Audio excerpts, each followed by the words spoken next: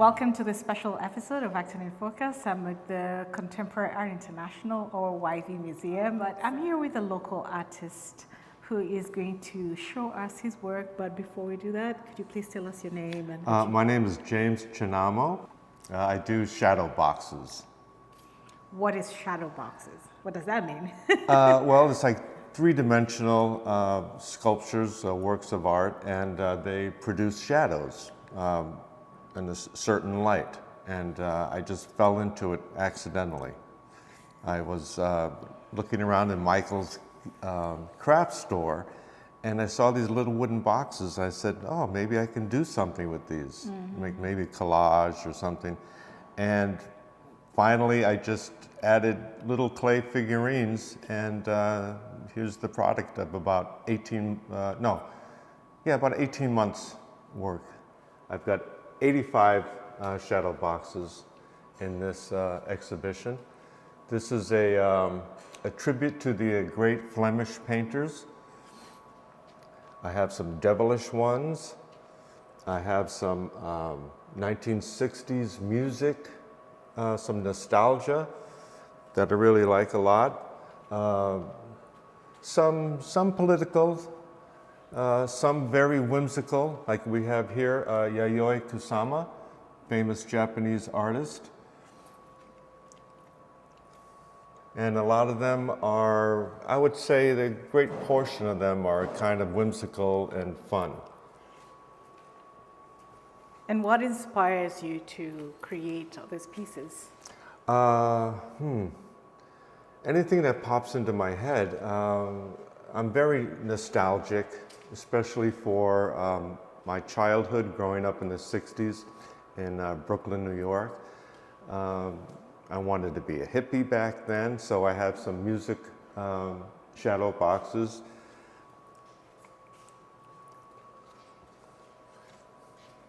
Here's John and Yoko. Here's John Sebastian at Woodstock. I also have historical shadow boxes. This is Washington crossing the Delaware. This is one of my favorites.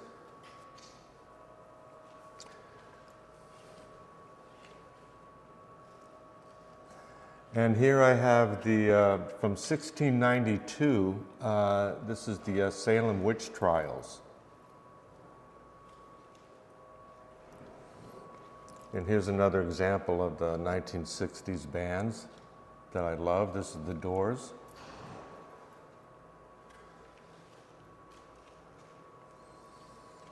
And I have some Beat Generation boxes. This is Allen Ginsberg reading his poem Howl.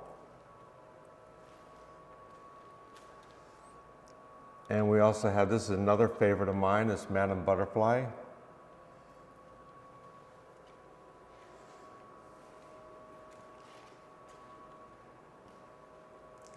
Here's another rock band from the 60s, the Velvet Underground, and that's at Andy Warhol's factory.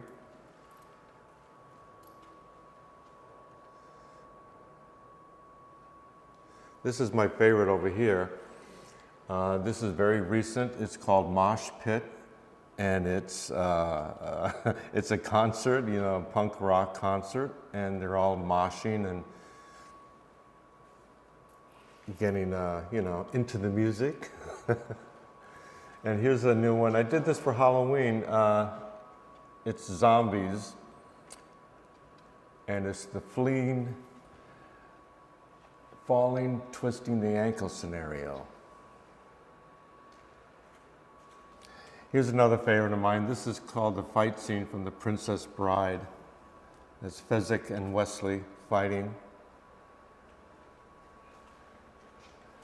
And here's another favorite of mine. This is a princess knighting someone. So these are very beautiful pieces, but what is your target audience when you're trying to come up with these? Well, you know what? The boomers, those of us born in the 50s and 60s, they really appreciate it because it's, like I said, it's very nostalgic, and they like to see history from back then when they were young, you know. So that's why I do a lot of music boxes, and some political stuff, some historical political stuff too. And they like seeing it, and they give me kudos. And how long have you been doing this? Shadow boxes for about 18 months. Oh, okay. Yeah, I'm usually a cartoonist, and I have, there's my book right behind you. It's a graphic memoir, and it's filled with a lot of silly things from my childhood up until adulthood. So how long have you been practicing art or doing art? Oh, since I was in grade school, I think. Since the 3rd grade, I started cartooning. And I moved to Nantucket in the 80s, and I was an editorial cartoonist for 2 newspapers there. Oh, wow. Yeah. Do you project yourself as being more of a box artist going forward? I guess now I am. I mean, it all happened accidentally. You know, it was all happenstance. I was just in Michael's craft store, and I saw these little boxes. I said, well, maybe I can do something with these. They were only 99 cents a piece. so I just started creating. And how long does it take for you to create a piece? You can give us like a variation of time. Well, the little ones, the 5x5 and the 5x4 inch boxes can take me sometimes like 8 or 12 hours. The bigger ones could take me like 30 or 40 hours, you know, and I'll work like 10 hours straight. And I get focused on that. Is this the first place you've displayed your art? No, this will be my 3rd solo exhibition. I had one in Salem, Massachusetts. I had my own solo show, and to great success. And I'm very surprised too, because I had no idea that people would like them. I mean, I was just sitting in my apartment doing them, you know, and then I finally showed them and people liked them, and I was kind of humbled and shocked at the same time. So where would people find your work, in addition, of course, to this museum? Probably at the Salem Art Association here till January 25th. And I'm open to exhibiting anywhere. Well, is there anything that I haven't brought out in my questions that you'd like to tell our viewers about your art? Well, it's a stream of consciousness. I never really know what I'm going to do. I just sit down and I have the clay and I have a little box, and I'll say, I wonder what I can do. And then, you know, sometimes in the middle of the night I'll get an idea, I'll scribble it down, and then hopefully I can decipher it the next morning. And I've done that a few times, like, oh, I should do, you know, mosh pit, and I'll just do it. And I have no plan. I don't really plan it out or anything. And sometimes what happens is I make the figures too big to fit in the box, so then I have to go and get a bigger box.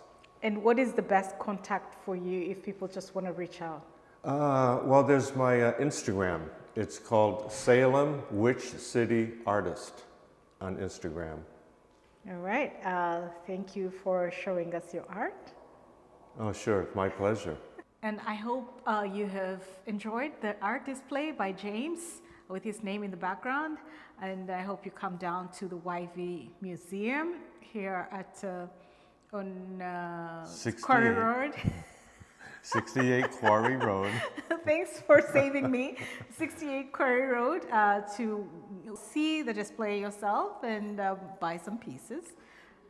Yeah, it'll be up until January 25th. So come on down and see this weird shadow box art. It's not weird, it's actually very beautiful. So come on down and check it out. But for now, thank you for watching. Till next time.